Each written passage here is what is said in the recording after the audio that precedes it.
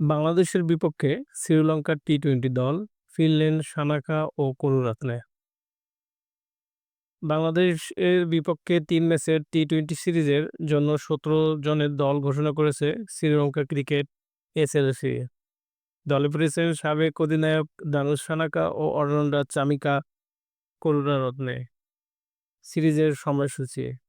সিরিজের প্রথম টি-টোয়েন্টি ১০ জুলাই পাল্লাকেলে আন্তর্জাতিক ক্রিকেট স্টেডিয়ামে, দ্বিতীয় টি-টোয়েন্টি ১৩ জুলাই ডাম্বুলায় এবং তৃতীয় ও শেষ ম্যাচ ১৬ জুলাই কলম্বোর প্রেমাদাসা স্টেডিয়ামে।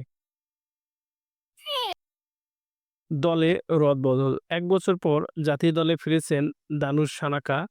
সর্বশেষ তিনি খেলেছেন ২০২৪ সালের জুলাই মাসে। তার সঙ্গে বিতর্কিত ক্রিকেটার চামিকা করুনারত্নেও দলে ফিরেছেন। এই সিরিজে দলকে নেতৃত্ব দেবেন চারিত আসালাঙ্কা। সানাকা দলে ফেরায় দল থেকে বাদ পড়েছেন ভানুকা রাজাপাকসে। নিউজিল্যান্ডের সফরে তিনি একেবারেই ভালো খেলতে পারেননি। ২ ম্যাচে রান করেছিলেন মাত্র ১৪। ৩৩ বছর বয়সী এই বাঁহাতি ব্যাটসম্যান ২০২২ সালে টি-টোয়েন্টি বিশ্বকাপের পর থেকেই ছন্দহীন। ৮ ইনিংসে রান মাত্র ৬৭, গড় ১১.১৬।